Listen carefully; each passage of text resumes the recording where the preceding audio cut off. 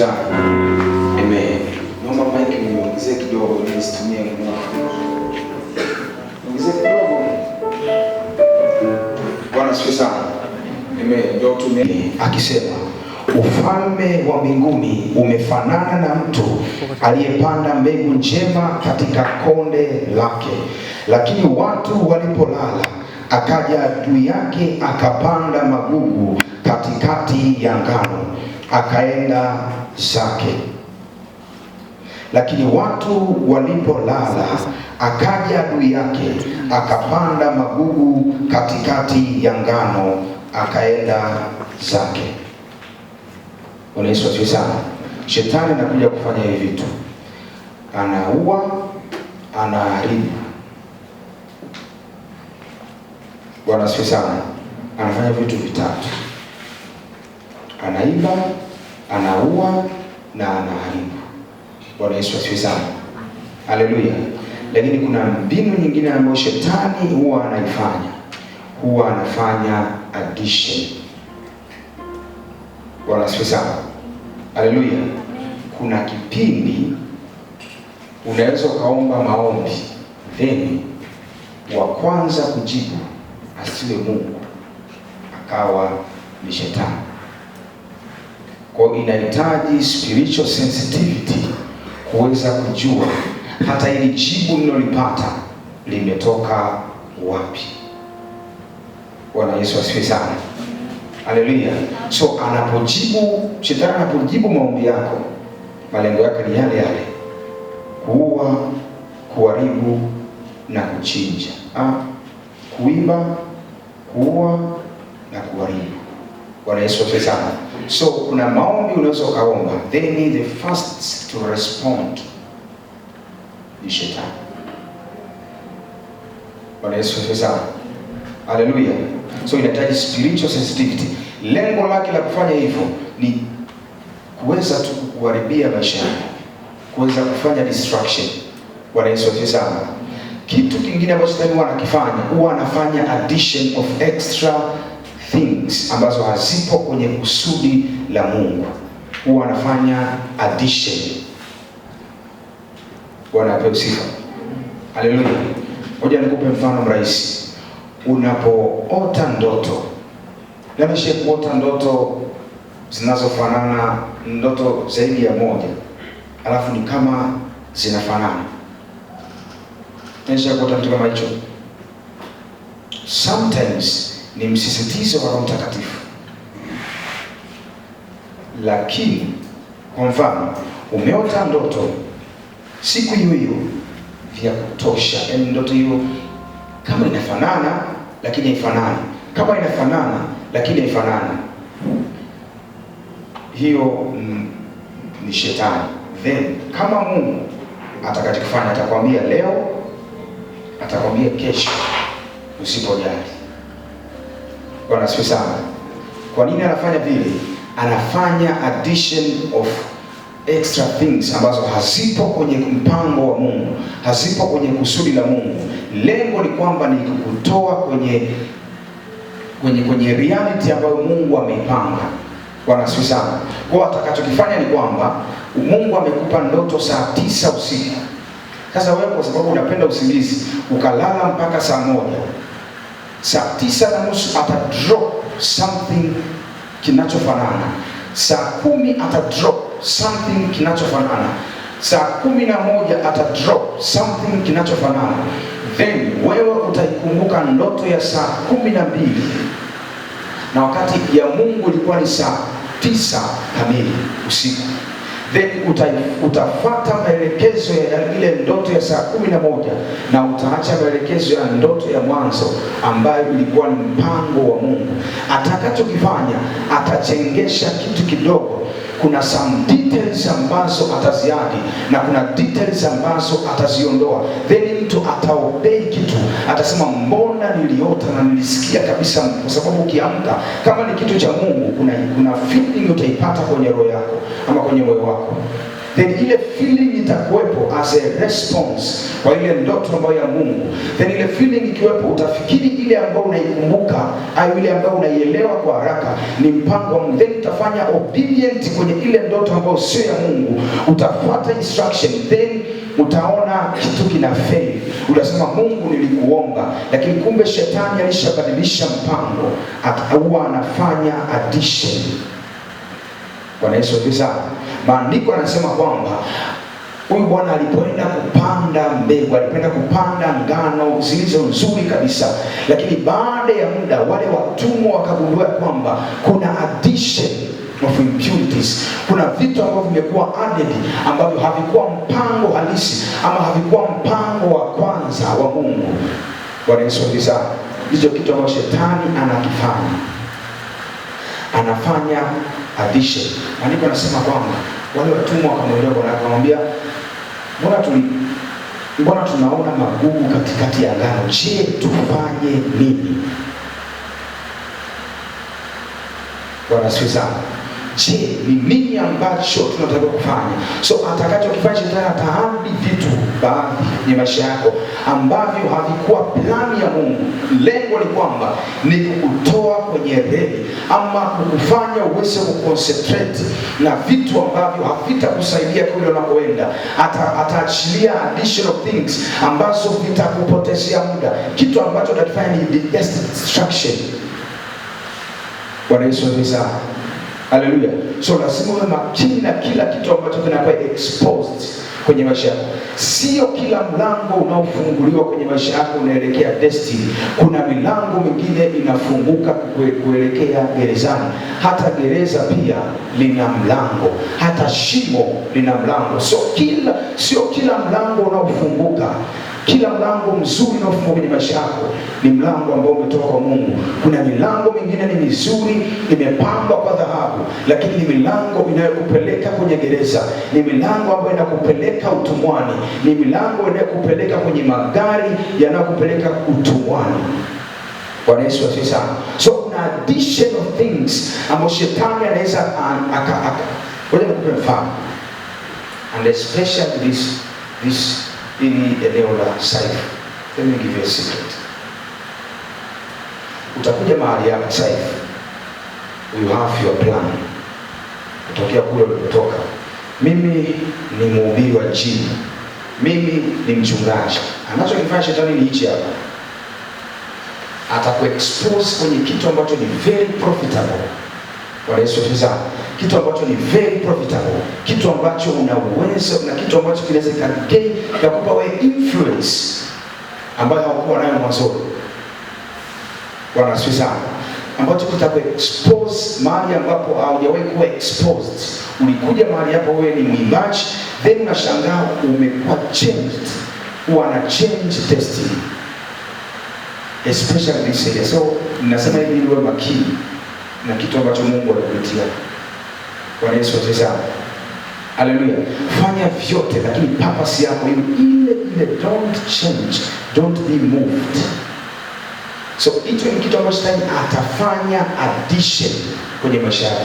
Akishafanya addition, atakutoa kwenye reli, na utakuja kugundua baada ya miaka kama 5 ulishatoka kwenye reli. Utakuja kugundua baada ya miaka 5.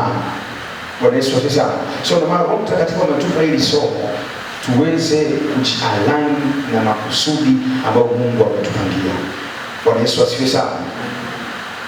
Biblia inasema, akawaambia, adui ndiye aliyetenda hivi. Watumwa wakamwambia, basi wataka twende tukayakusanye? Akasema, la, msije mkakusanya magugu na kusingoa ngano pamoja nayo. Viacheni vyote vikue hata wakati wa mavuno, na wakati wa mavuno nitawaambia wavunao, yakusanyeni kwanza magugu, myafunge matita matita, mkayachome. This is now the solution. Bwana Yesu asifiwe. Hallelujah. So the solution kwa vitu ambavyo shetani ameviadi kwenye maisha yako, huwa kuna temperature ambayo nguvu za giza ama chochote ambacho ni cha nguvu za giza hakiwezi kucomprehend, hakiwezi kuvumilia. Bwana Yesu asifiwe. Haleluya. Haleluya. Nafikiri tumesoma form 3 extraction of iron. Bwana asifiwe sana. Ile chuma linakuwa lina impurities ama wanazitaja watu wa kemia, zile impurities wanazitaja. Unakuwa na vitu kama silica na vitu vingine. So the only way ambayo wanaweza wakazitoa ni kwa kuziingiza kwenye moto mkali. Bwana asifiwe sana. Wakishaziingiza kwenye moto mkali, nimedanganya? Wakishaziingiza kwenye moto mkali, au nimekukumbusha? Wakishaziingiza kwenye moto ambao ni mkali sana, huwa kuna vitu vinatoka kama ndio slag, sio? Bwana asifiwe sana. Hizo ni impurities. So solution ambayo anaitoa huyu bwana mwenye hili shamba anasema haya kuna temperature. Bwana Yesu asifiwe sana. Yaani ni kuchoma. Haleluya. Haleluya. Kama mtafungue Mathayo 3 mstari wa 3, mstari wa 11. Maandiko yanasema, tena kuomba. Kweli mimi nawabatiza kwa maji kwa ajili ya toba, bali yeye ajaye nyuma yangu ana nguvu kuliko mimi, wala si stahili hata kuvichukua viatu vyake. Yeye atawabatiza kwa Roho Mtakatifu na kwa moto. Yeye atawabatiza kwa Roho Mtakatifu na kwa moto, ambaye pepeto lake li mkononi mwake, naye atausafisha sana uwanda wake na kuikusanya ngano yake ghalani, bali makapi atayateketeza kwa moto usiozimika. Bwana Yesu asifiwe. Haleluya. Haleluya. Kwenye siku mbili, moja ya kitu ambacho Roho Mtakatifu atafanya, ataenda kuteketeza kila makapi. Kuna moto wa Roho Mtakatifu tutauhitaji. Kuna nguvu za Mungu tutazihitaji, ambayo purpose yake ni kwa ajili ya kuteketeza kila addition, kila kitu ambacho shetani alikiongeza kwenye maisha yetu, kila kitu ambacho hakikuwa plani ya Mungu, ambacho kimepandwa kwenye maisha yetu. Tutaenda kumwambia Roho Mtakatifu, nahitaji huo moto ambao utaweza kuteketeza. Biblia inasema kwamba kila pando ambalo baba yangu mbinguni hajalipanda lazima litang'olewa. Ulikuja mahali hapa, kuna vision ulikuwa unaiona. Ulikuja mahali hapa, kuna kitu ambacho Roho Mtakatifu alikipanda ndani yako. Kilikuwa ni kitu ambacho ni kizuri tu. Maandiko yanasema kwamba nalikupanda kama mzabibu mwema, umegeukaje na kuwa mzabibu mwitu? Maana kuna addition, kuna vitu ambavyo mzabibu mwitu, kuna vitu ambavyo mzabibu ulio mwema. Shetani anapambana na wewe sio kwa level ulionayo, sio kwa dimension ulionayo. Kuna maisha anayaona mbeleni, kuna dimension anaiona mbeleni. So anaanza kupambana na wewe sio kwa dimension ulionayo, bali kwa dimension ambayo amekwisha kuiona. Kuna dimension umekare, kuna dimension ambayo Roho Mtakatifu ameiachilia kwenye maisha yako, ambayo hakuna mtu ambaye anaweza kuielezea. Yamkini hata wewe mwenyewe haujawahi kuiona. So shetani anapata access ya kuiona destiny yako, then anaanza kuwa some impurities, ili lengo unapofika ule wakati usiwe yule ambaye Mungu alikupanga, usiwe yule ambaye Mungu alikutegemea. Bwana Yesu asifiwe sana. Haleluya. Mungu alipanga Adam na Eva wajue yaliyo mema tu, na bali ndio yaliyo mema walikuwa wanayajua, lakini shetani kitu ambacho alikifanya, aliwa expose kujua mema na mabaya. Sio kwamba mema walikuwa yafahamu, walikuwa wanayajua, lakini shetani alihitaji wayajue mambo ambayo ni mabaya. Bwana Yesu asifiwe sana. So kuna vitu shetani anaweza kaadi kwenye maisha yako ambavyo haukuja navyo, ambavyo havikuwa mpango wako, anaviadi ili unapofika ule wakati uwe mtu wa tofauti kabisa. Bwana Yesu asifiwe sana. Haleluya. Haleluya. Kuna destiny helpers ambao Mungu amewapanga. Sasa shetani anachokifanya, anaanza kukufanyia modification, anaanza kukufanyia mabadiliko ndani yako. Then yule mtu atakuja atasema, sio huyu niliyemuona. Mungu hajaniambia nikutane na huyu mtu. Bwana Yesu asifiwe sana. Haleluya. Mbona nyingine?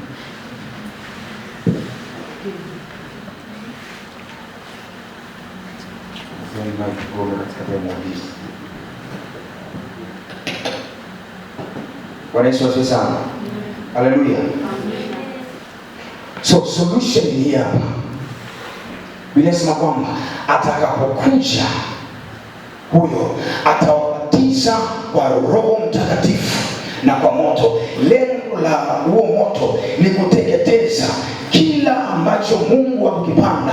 Kuna vitu ambavyo Mungu hakuviachilia kwenye maisha yako. Kuna visions, kuna maono ambayo Mungu hakuachilia kwenye maisha yako. Ni shetani alianza kuachilia hizo visions. Ni shetani alianza kuachilia hizo ndoto na ukaanza kuzifuata. Yamkini zinakuletea faida. Yamkini ni njema sana na unasifiwa na watu ya kwamba ni jambo unaolitenda ni jambo ambalo nzuri, lakini sio mpango wa Mungu. Ulikuwa ni mzabibu mwema, umegeukaje na kuwa mzabibu mwitu? Simama mahali ulipo. Umegeukaje na kuwa mzabibu ulio wa mwitu? Mzabibu ulio mwema unapelekwa kwa wafalme, lakini mzabibu ambao sio mwema ni mzabibu unaopelekwa kwa wanyama wa mwituni. Bwana Yesu asifiwe sana. So the solution ni kuhitaji moto wa Roho Mtakatifu utakao tusaidia. Moto wa Roho Mtakatifu utakapokuja ndani yetu ni kama pepeto ambalo litapita kwenye mioyo yetu.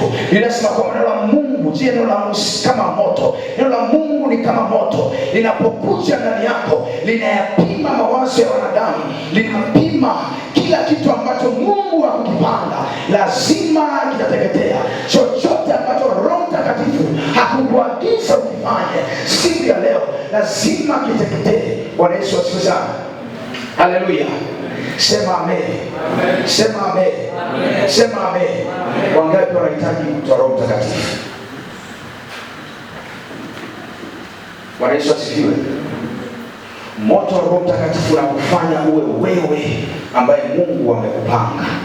Biblia inasema kwamba nabii Isaya alichukuliwa kwenda mbinguni. Alipochukuliwa kwenda mbinguni, akaonekana ana impurities ndani yake.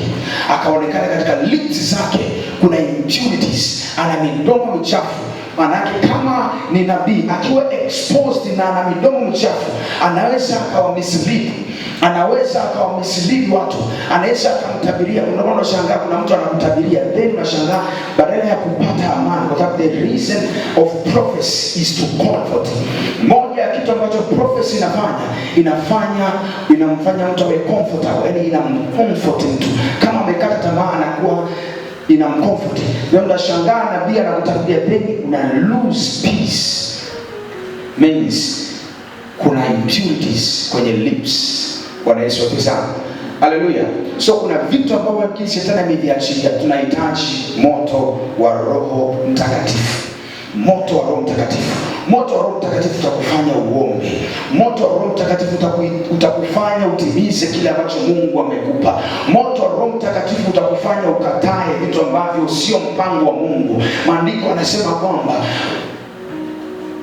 Musa wakati anachunga akatokewa na malaika, akaja kama moto. Ile malaika hakuja tu kwa kawaida, alikuja kama moto kwa ajili ya kureveal ile purpose ambayo Mungu alikuwa ameachilia ndani ya Musa. So kuna purpose iko ndani yako, inahitajika moto wa Roho Mtakatifu ili uweze kureveal. Haukuja mahali hapa kwa Mungu. Kuna mafundisho unahitaji kujifunza. Roho Mtakatifu anaachilia kile mafundisho ndani yako. Kuna